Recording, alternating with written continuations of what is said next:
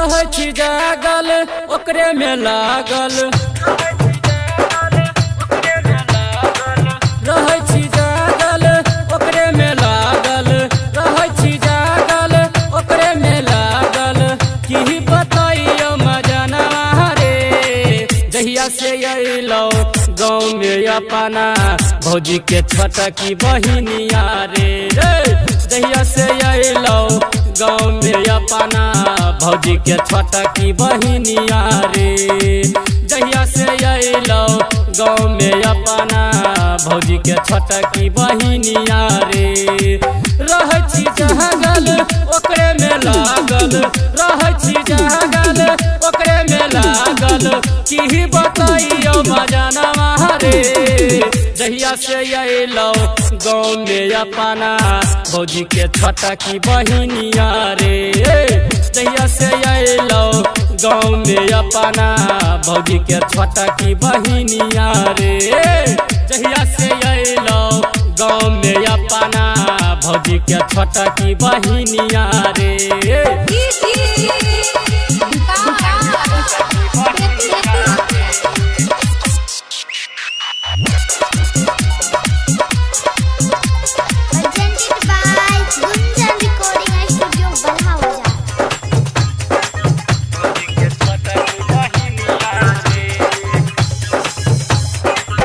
भौजी के छोटकी बहिन के बनैबै हम कनिया रे,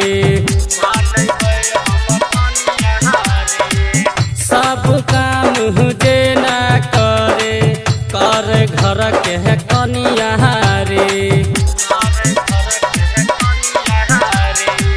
घूरी घूरी के हमरे के ताके, घूरी घूरी के हमरे के ताके उड़ा के ललकी ओढ़निया रे, जहिया से अइले गाँव में अपना भौजी के छोटकी बहिनिया रे, जहिया से अइले गाँव में अपना भौजी के छोटकी बहिनिया रे, जहिया से अइले गाँव में अपना भौजी के छोटकी बहिनिया रे।